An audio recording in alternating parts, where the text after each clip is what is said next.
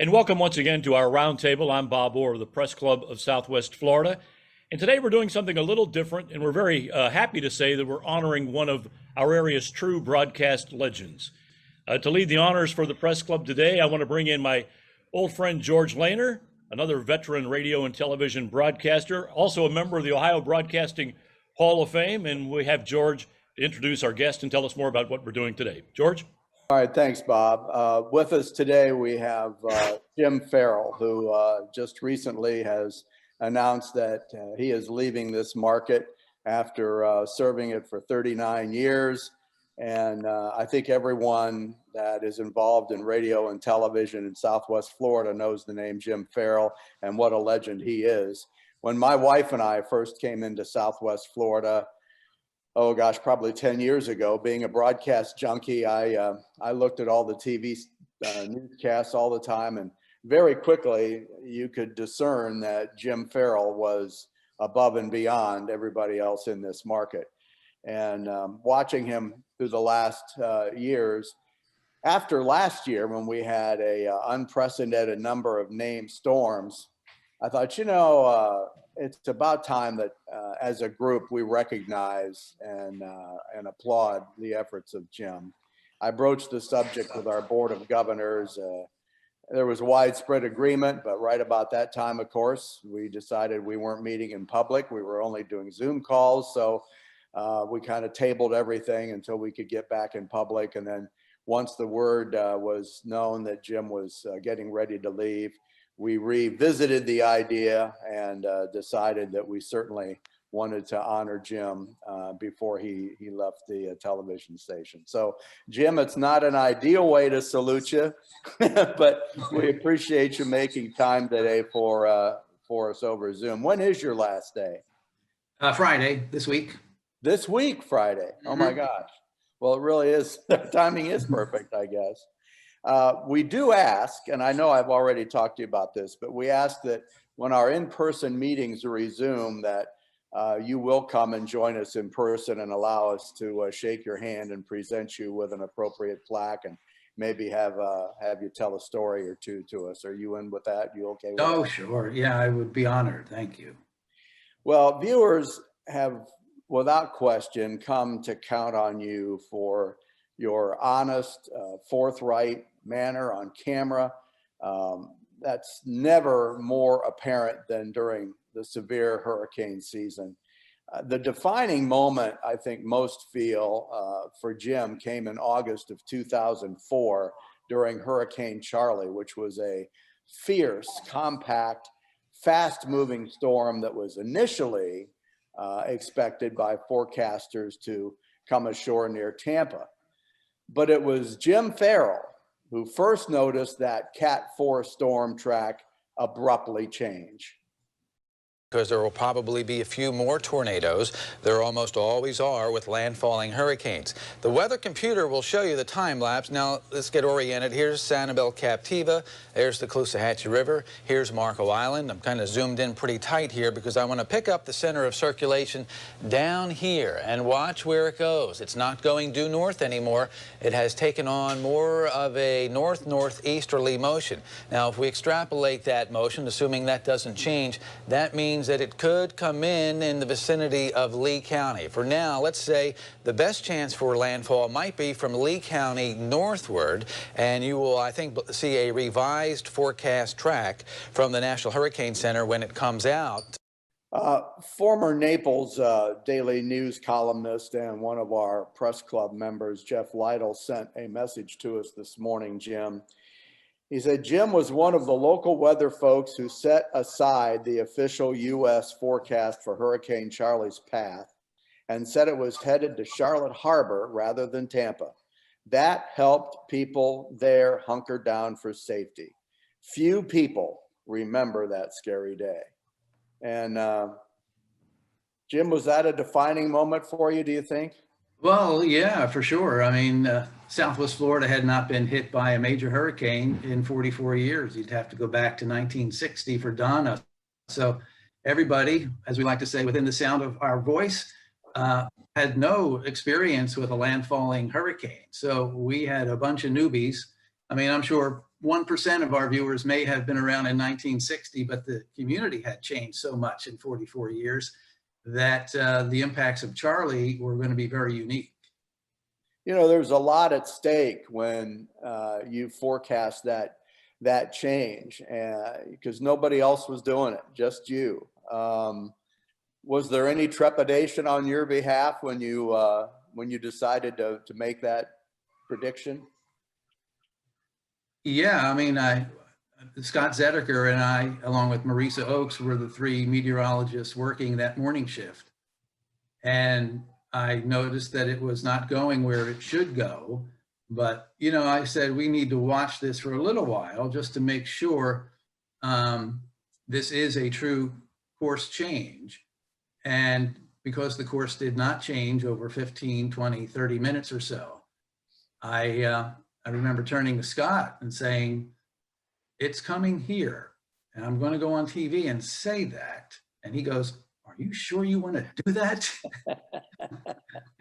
And, you know, I mean, I'm not a police detective, but essentially, I think our job is similar. We gather the clues and we try to figure out, you know, not what happened as a detective might try to do, but what is going to happen based on the best available technology and information. And based on everything I saw and based on what I knew the atmosphere was capable of doing, which was turning a Hurricane Charley toward the West Coast at some point, I said, yeah, I have to go on TV and say that, because that is what is happening.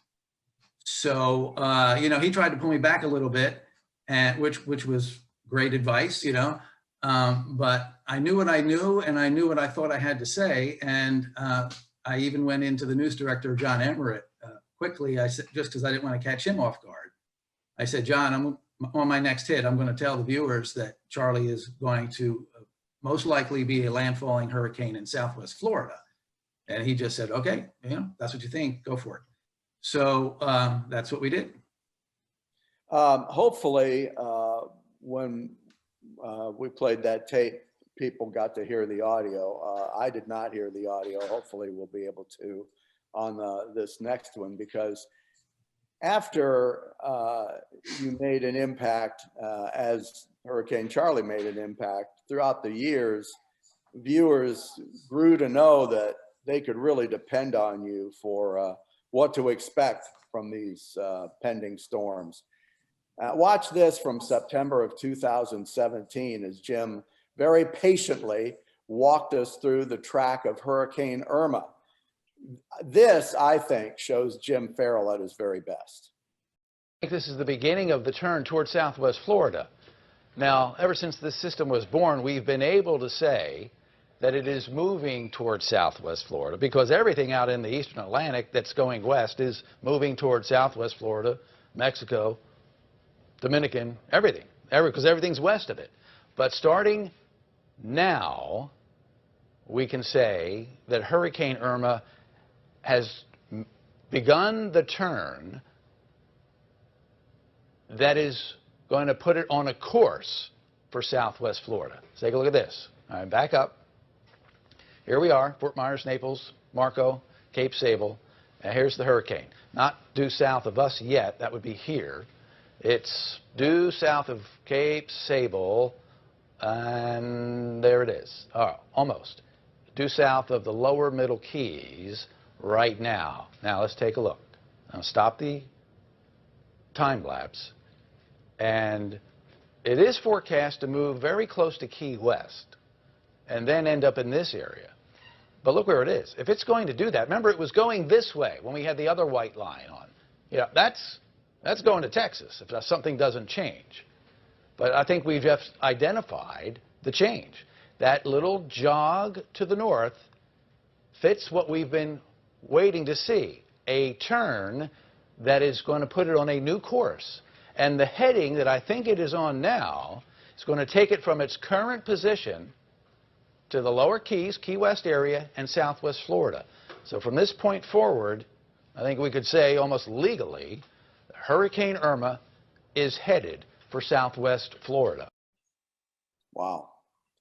And that was, I think if I saw that timestamp correctly, that was about 9:30 I'm guessing what, that was at 9:30 on Saturday night, Jim, and then the hurricane, I think, hit here around 11 o'clock or 12 o'clock the next day.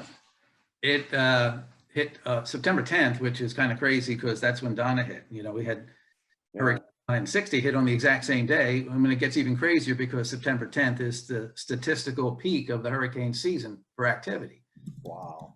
Got clobbered twice on September 10th, which happens to be the mathematical statistical peak. The thing that stands out to me when I watch those clips is your steady, reassuring nature. Really, that resulted, I think, in that audience being right in the palm of your hand. What a communication gift that is, Jim. Well, I don't know. I don't know what to say about that. I mean, that's just the way I do it. I'm pretty well ordered in my thinking. You know, I have a process.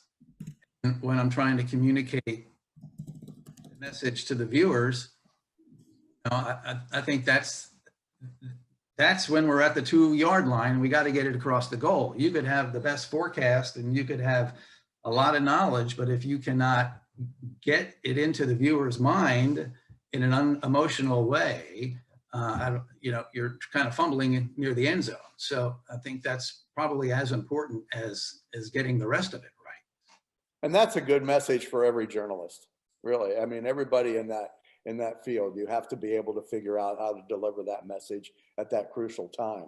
You've been in this market 39 years.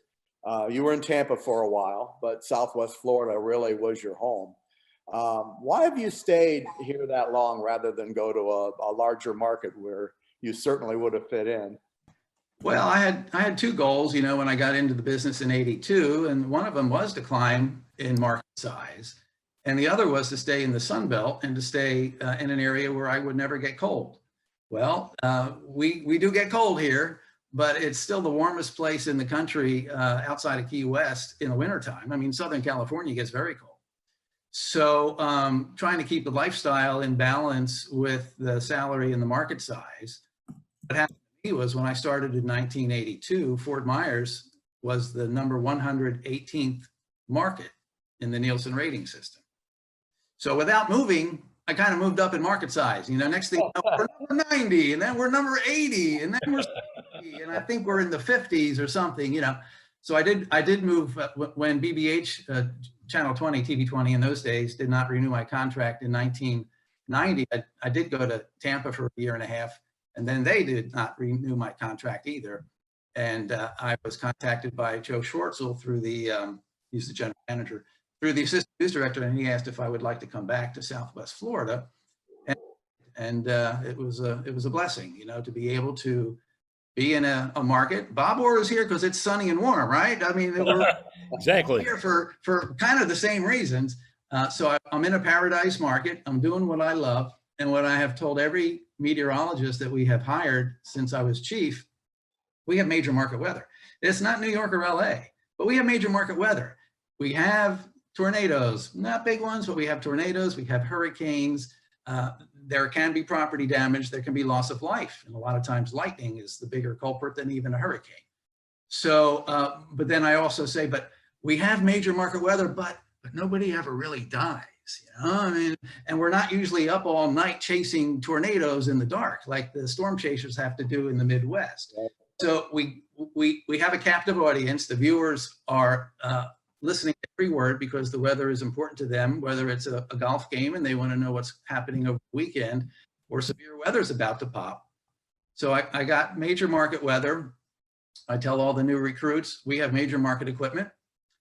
We just don't have the major market number, but you know, we're growing. And as the market gets bigger, the market size increases as well. Well, Jim, you know, you might think being a forecaster in Southwest Florida is nothing but predicting sunny skies and 85 degrees every day. But certainly we see, because of the vivid lightning and the hot, intense heat of the summers and the storms that result, and then hurricane season, that there's a lot more to it. I want to go back to that that video that we had of Charley, because I don't think a lot of people or anybody heard that audio. So again, this is kind of the defining moment for Jim when Hurricane Charley hit in August of 2004, and Jim was the first. Because there will probably be a few more tornadoes. There almost always are with landfalling hurricanes. The weather computer will show you the time lapse. Now let's get oriented. Here's Sanibel Captiva. There's the Caloosahatchee River. Here's Marco Island. I'm kind of zoomed in pretty tight here because I want to pick up the center of circulation down here and watch where it goes. It's not going due north anymore. It has taken on more of a north-northeasterly motion. Now if we extrapolate that motion, assuming that doesn't change, that means that it could come in the vicinity of Lee County. For now, let's say the best chance for landfall might be from Lee County northward, and you will, I think, see a revised forecast track from the National Hurricane Center when it comes out. Jim, have all the changes in technology improved predicting where these hurricanes are going to hit? Oh, absolutely. And, you know, with Charley, we really didn't have any of that technology. We didn't have all those forecast models that are at our fingertips right now. Right. Are suggestive. I mean, they're not perfect, but the basket of tools in my toolbox back in 2004 was much smaller. You know, I got into the business in 1982 at a point in time when two things had just gone away: magnets and paper drawings for pictures. Bill Zeliff, the chief at WBBH, who left, had to use those. I never had to do that. I got in on the first generation of color graphics, computer graphics. And the TV station, some of you will remember, was developing film. You know, the phrase film at 11, it was accurate. And I never worked at BBH when they were using film. They had just transitioned from actual film to videotape, but I saw the dark room, or the not so dark room, wherever that the machine was that processed the film. So I didn't deal with film or magnets, but I just missed it. And since then, yeah, it's been leaps and bounds compared to those days as far as the technology, which has helped us communicate better to the viewer.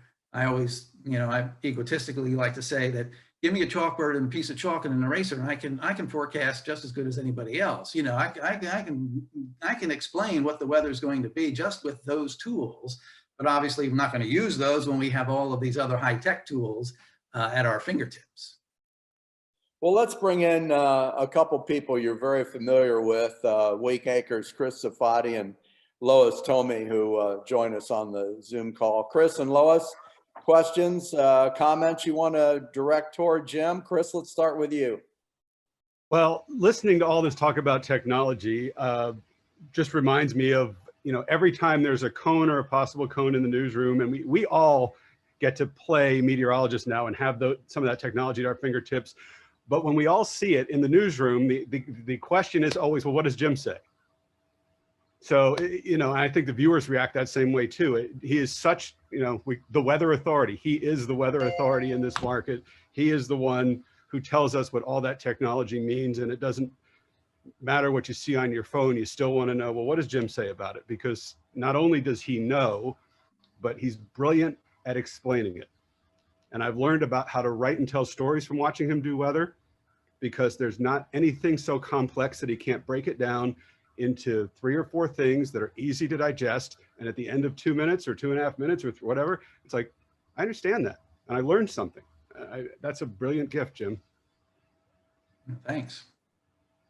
Chris, is there anything that stands out to you, a broadcast, a situation that, you know, is kind of a Jim Farrell moment? Oh, you showed the one that stands out.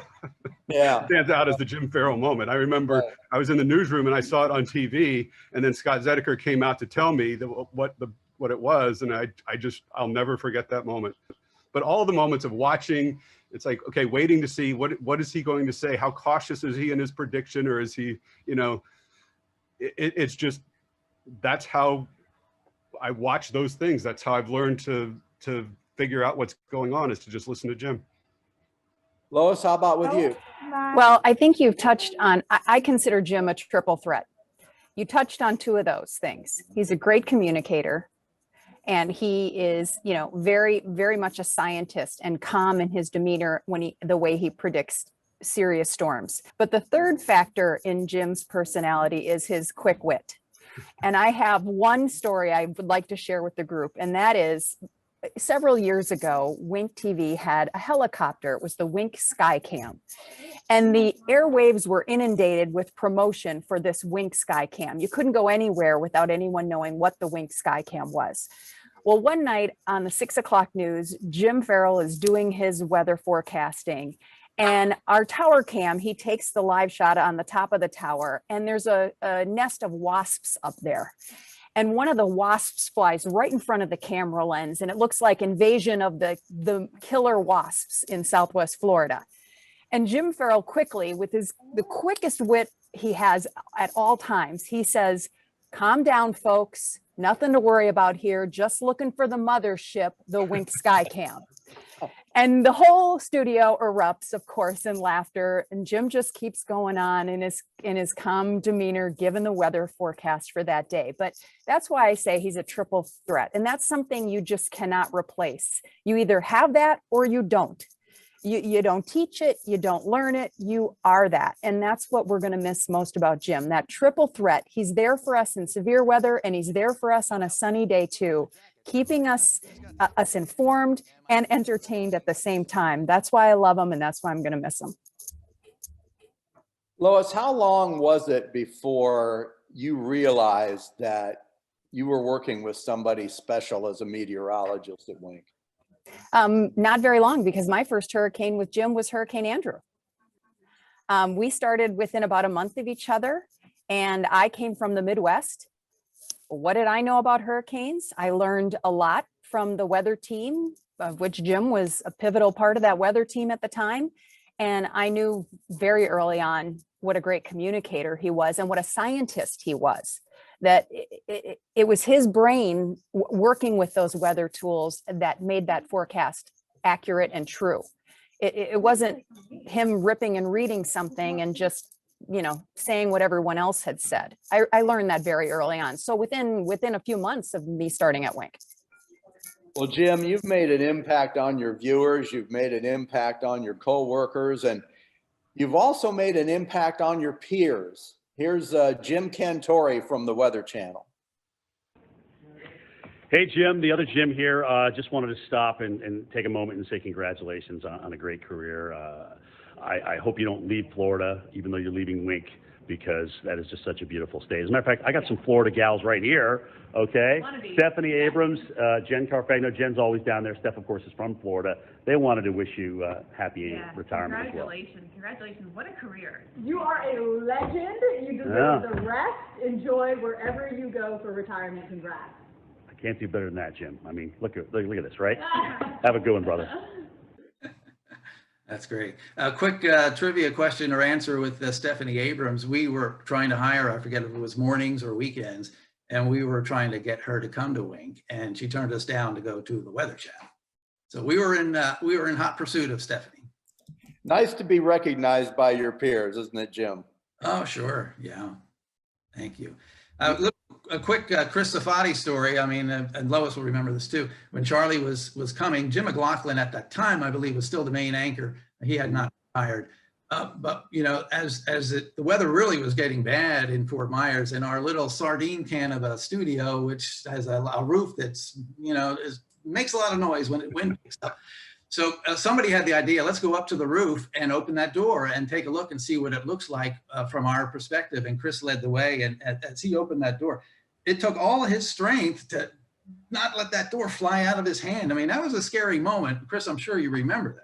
Oh, I do. And what most people at home couldn't see is we had a producer, Brian, at that time, who is about 6'3" and 250 pounds. And he was actually sitting on the ground with his arms around my knees, holding me in place so that we could take a step out and show the wind. There was wind. Yeah, oh, it was. And, you know, most people don't realize this. I'll just throw in a teaching moment. The wind in Fort Myers around the Wink Studios on that day, in that moment when Chris was up there, was tropical storm force. all the analysis shows that the wind of Charley was so concentrated. It was 154-mile-an-hour gusts in Punta Gorda, but as you got farther south, the wind dropped off quite a bit. But to us, it felt like it was a major hurricane, and seeing how Chris was struggling to get that door open and shut. But it was really only a tropical storm at that point for us as far as the measurement of the wind speed goes.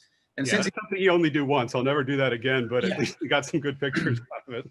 And since he's in the box and I haven't heard from him yet, Judd Cribbs, my Judd Cribbs memory is with Wilma. Somebody dispatched Judd out to the eye wall of Wilma in 2005 when it was going through Clewiston. And I remember getting the reports from Judd, which were very valuable as to what he was experiencing in that eye wall. And I'm sure he hasn't forgotten that either.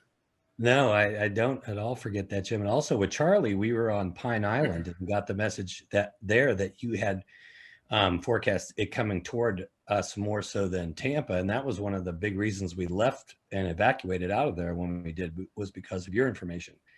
And then with Irma, I was actually not in the news business anymore. I was in a closet in my house and I called you on the air and we talked about Irma, because I wanted to know if the south side of that storm was going to be as fierce as the north side of it. And you let me know that, the south side had broken up a little bit as it got over land and wasn't going to be as bad.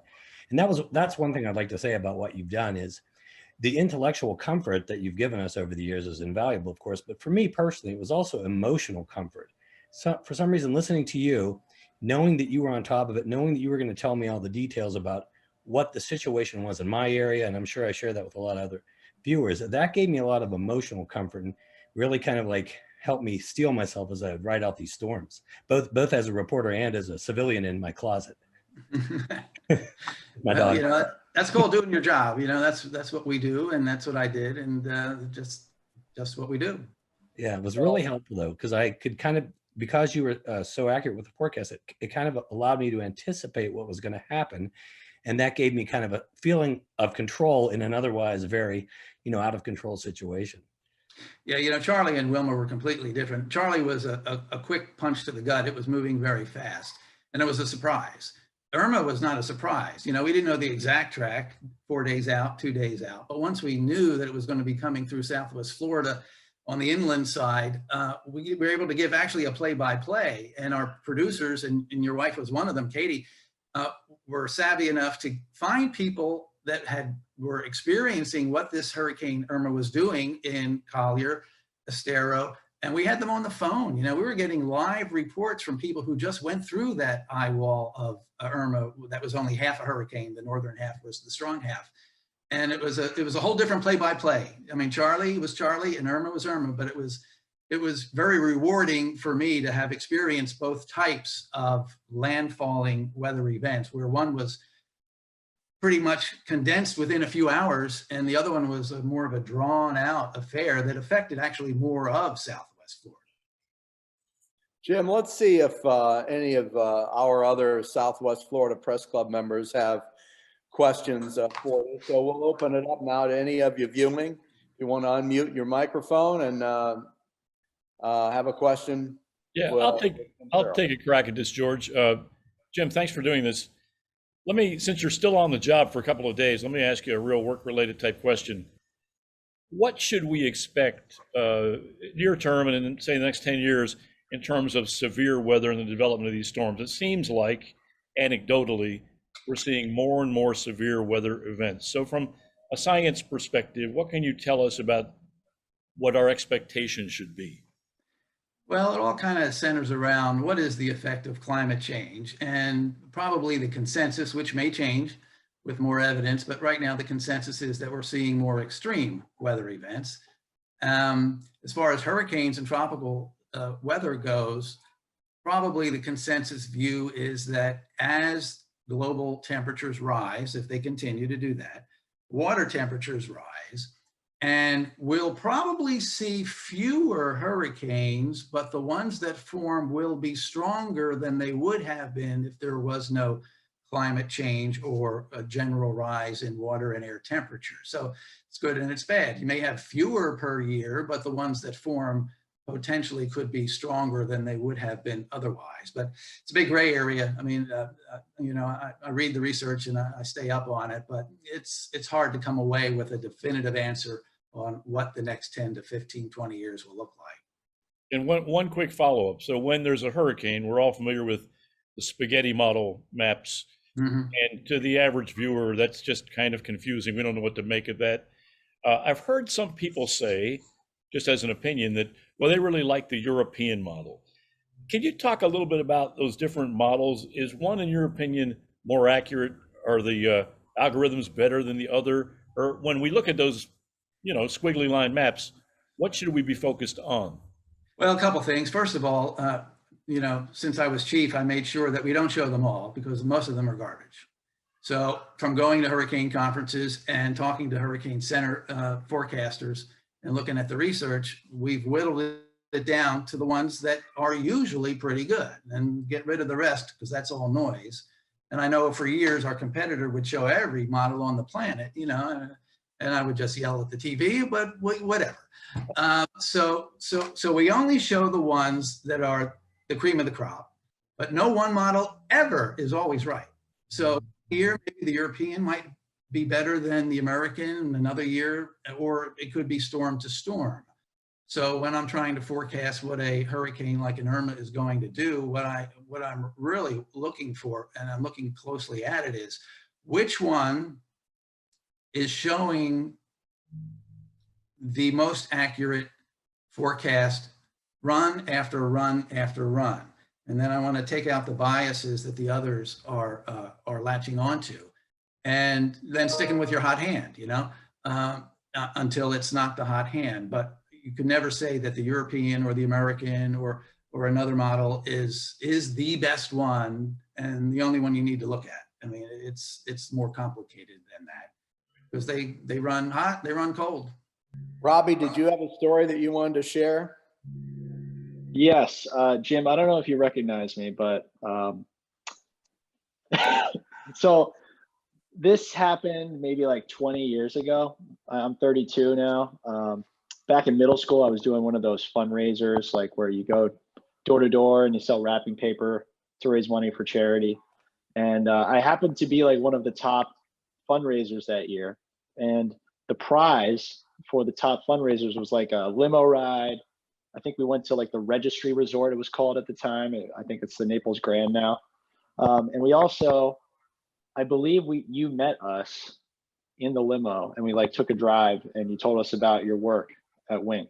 And I just wanted to share that because it made an impression on me that kind of like lifted the hood of, the journalism broadcasting world. And, I think back to that experience sometimes and I ended up getting into journalism. So just wanted to thank you for your graciousness that day. I don't know if you still do things like that, but it made an impression on me that I still remember today. Well, that's cool, Robbie. I have met a few people over the years who say, they were born and raised here or came early in their education and they were inspired enough to go on and pursue a career in weather or atmospheric science. And when you hear that, it's like, wow, that's crazy. But that's not the first time I've heard something like that. And that's humbling. That's really nice to hear. Thank you. Jim, you are the chief meteorologist, and I think we all know there's a lot more to it than just going on the air at 6 o'clock and 11 o'clock. You also do radio cut-ins and everything. Tell people a little bit about what the day's been like for you. Well, generally, I like to get a head start. So I would, with the advent of all of the science and computer modeling available to me at home, here in my bedroom, I would spend an hour to 90 minutes going over everything before I even took my shower and went to work. So that when I would walk into Wink at about 2 o'clock in the afternoon, I would already have quite a bit in my head and in my hand that was already prepared. And then I would fine tune that between the hours of 2, 3, and 4, and then we would make the forecast, make the graphics, and then, get on TV and present all of that. So a couple of things that the viewers kid me about, and they always will, and I get it, is that, hey, you got the easiest job in the world, mostly sunny and 90 degrees. Well, yeah, but there's more to it than that. And the other thing they say is, man, what do you do? Like work 6 minutes a day? Some people think you just cut out, when the news press actually was a newspaper that came to everybody's house, would you cut out the weather from the newspaper and just reproduce it on TV? And they never, when I explained that all of the work that goes into it, they're really kind of surprised. And the formula more or less is 1 hour of prep for every 1 minute of airtime, you know? So if I'm on the air for 3 minutes, there's probably at least 2 to 3 hours worth of work that has to happen before you get to go on and present that message. What stands out to you as you reflect on your career? Oh boy, just I've been so blessed, you know, to be in a paradise market without having to move my family 100 times. I mean, we've moved 100 times in Cape Coral. I'm not happy about that. We've moved around quite a bit, building homes and moving around, but I didn't have to leave the market and start from scratch. And you know, I call that sweat equity. You know, when you're here for 5 to 10 to 15 to 20 to 39 years, it's a good place to be when, you know, people know you and hopefully they like you. And that only comes from, you know, doing the sweat equity part of rolling up your sleeves and getting in there. So, I mean, I've been very blessed to be able to say that I have spent as many years in this area as I have. Tell us about your family. Well, Dad and Mom have passed, but Dad was from Bethlehem, Pennsylvania. I'm from Philadelphia, Pennsylvania, where my mom is from. And I grew up watching major market television. I watch Action News and Mort Krim and Jessica Savage on Channel 3. And I watch Larry Kane and Jim Gardner on Channel 6 and 10. And the weather was actually not very good. The weather presentation was not good in Philadelphia for years. They didn't even have a radar until, you know, very late in the cycle. But they've caught up, and I just watched some great communicators, great broadcasters, both on the radio and the television side, and in the newspaper. You know, I'd read the Inquirer or the Bulletin, mainly for sports and stuff, but I was exposed since birth to major market media. And I don't know how you substitute for that. If you're born in the middle of nowhere, pick a state, you just don't have that background that you're immersed in when you're from a top 5 or top 10 market. So I'm thankful for that as well. George, I know that Carol Green had a question, so maybe we should try to get Carol. You still there? Thank you.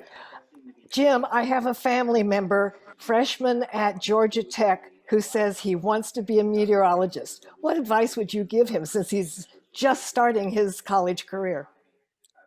Well, I mean, does he want to go into the broadcast side, the TV side, or the, you know, the industrial side or the National Weather Service? He needs to decide which branch of that tree he wants to go out on.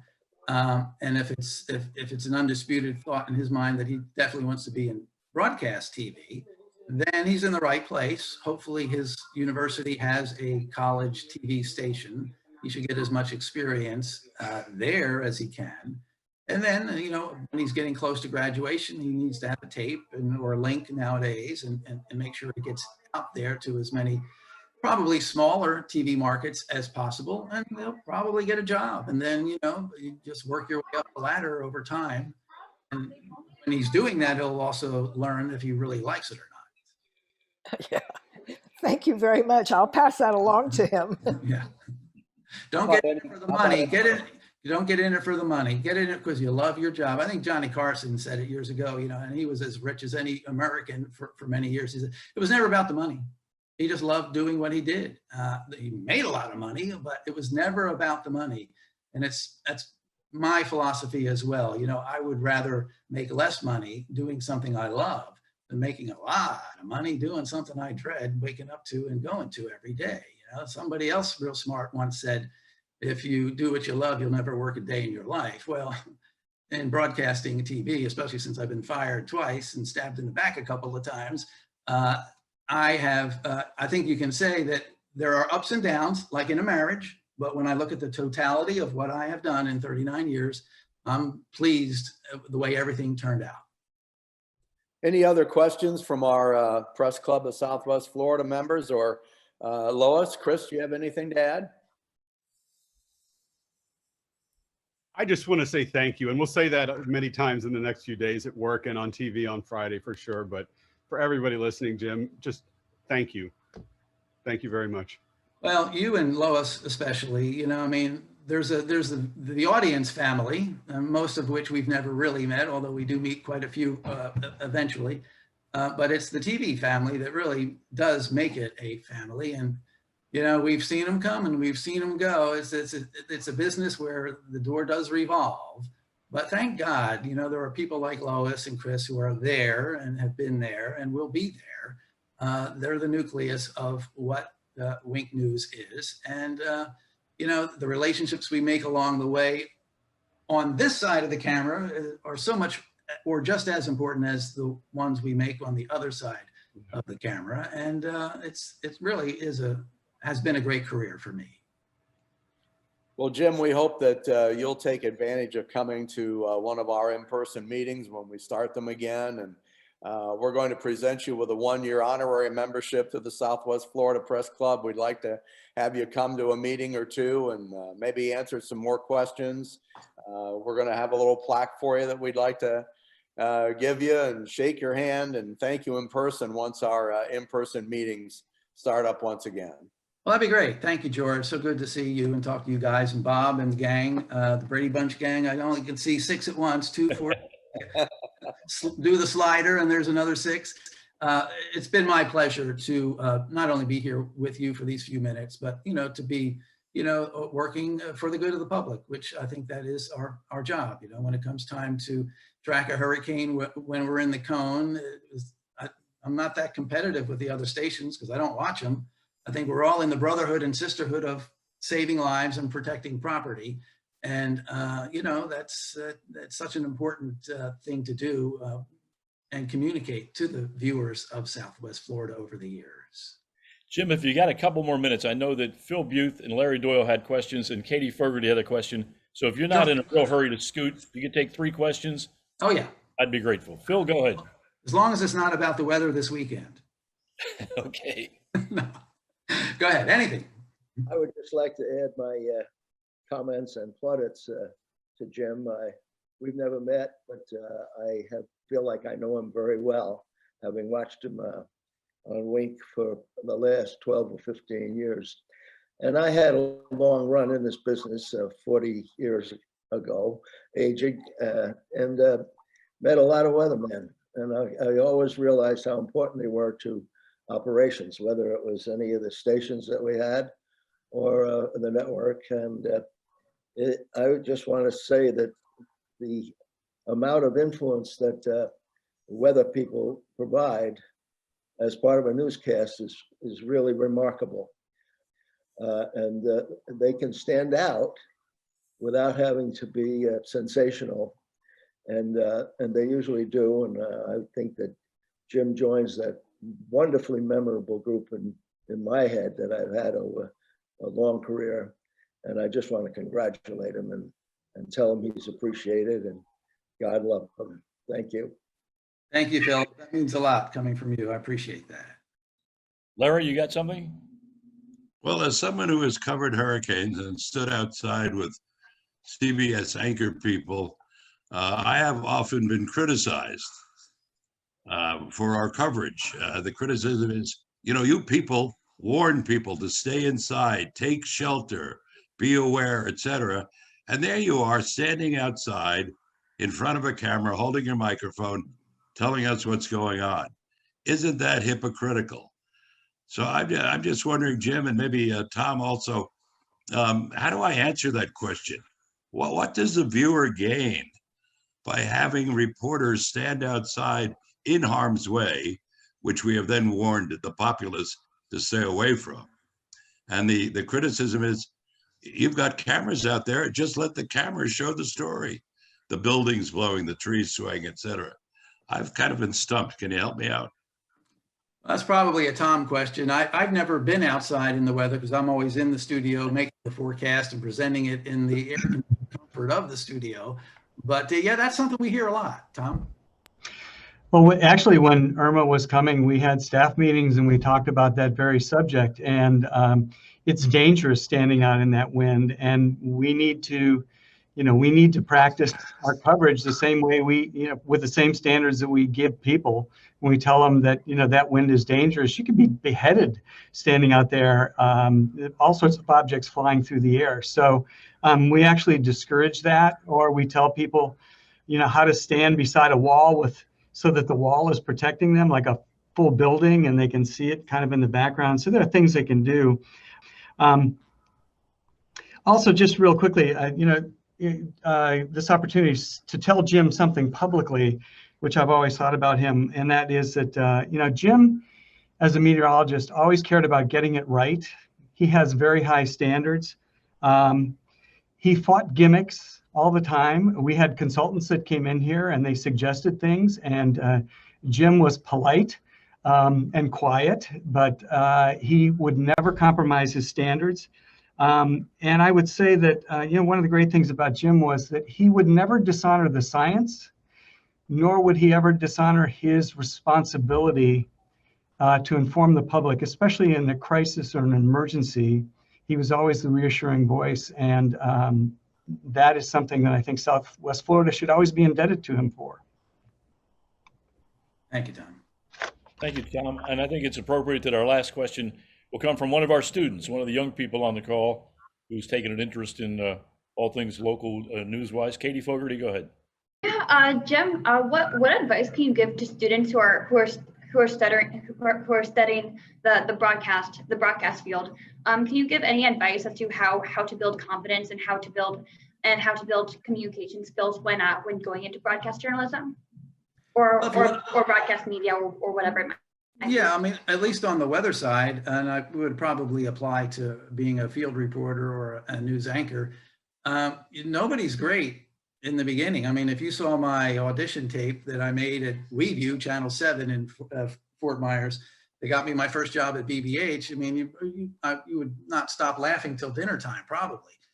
So you get better. You just have to keep working at it. And what I tell some people, and I tell my kids too, like when they're trying to learn some sports, it's incremental. I mean, if you're trying to learn tennis, you can only learn so much in one session.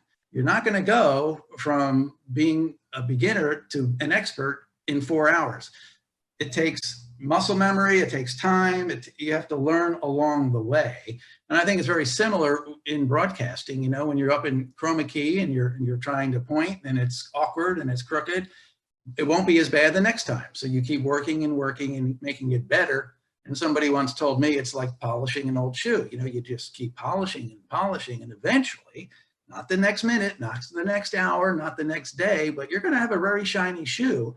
But you got to keep polishing your act. And over time, if you have the aptitude and the desire, you will get really good. But it takes time and it takes effort. George, anything in closing before we wrap it up here?